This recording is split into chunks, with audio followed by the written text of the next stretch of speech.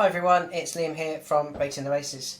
So if you want to get free premium upgrade today, get involved in the NAP competition, send me a DM on Twitter at @RTR_Liam and I'll upgrade your account after you've entered the NAP competition so you've got premium ratings for the day. I've also found my three for the NAP competition and I'll go over those. They are Nietzsche Star at Doncaster. Andrew Balding has a very good record with top rated here, you can see. 10 from 21, good P&L as well. Watching Nietzsche Star last effort has been given a £6 rise for that. That didn't look like it was going to be enough. I thought he travelled incredibly well under Tom. Pulled away when asked, wasn't that hard ridden. You can see our R figures suggest that was the best effort, even taking into account the rise up the handicap. A reproduction should be good enough. I don't think any of these really look that progressive. You can see their numbers aren't massively going up. I mean, Vintage Choice was disappointing. And I think another solid run from Nietzsche Star should be enough to see him win his third on the bounce here. My second selection is going to be Wordsworth. Now, I actually criticised Ryan Moore's ride on Wordsworth in the Queen Alexandra Stakes at Royal Ascot. That was on the basis of trying to win that race on the day. In terms of what they learnt about the horse, I think they probably learnt that this is his trip, this 1 mile 6, the 2.5 was too far. And I think it's interesting to see that they're bringing him out so quickly to, I think he'll win a Group 2. I don't think the other horses in this race are particularly progressive.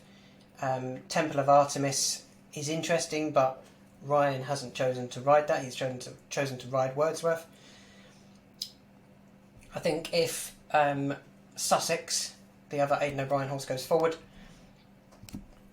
and Ryan tracks and then kicks on, turning into the straight, I think he should have enough stamina to win this. 2.5 was too far, but 1 mile 6, that's, I think, more his trip.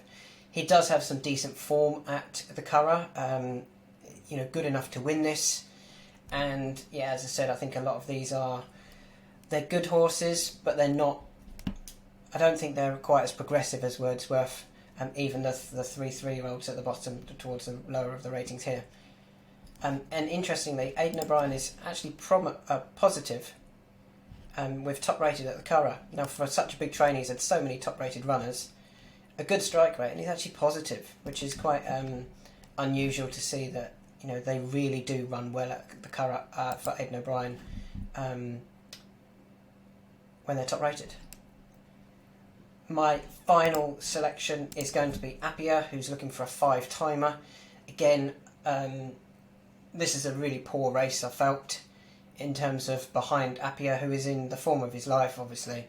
The way he travelled again last time, down the outside, never looked like he was going to get beat. Harry Davis retains the ride. Yeah, he's going up the handicap, but as I said, this is a really poor race, and I'd be very disappointed if Appia gets beat here. Again, Mr. Woods he's only had the 2 runs here as top rated. He's won one of them, the trainer that is, and I think this will be his second of 3. So they're my 3 selections. Nietzsche's Star at Doncaster, Wordsworth at the Curragh, hopefully gets a lead off Sussex, and Appia to hopefully win on the bridle again at the Yarmouth.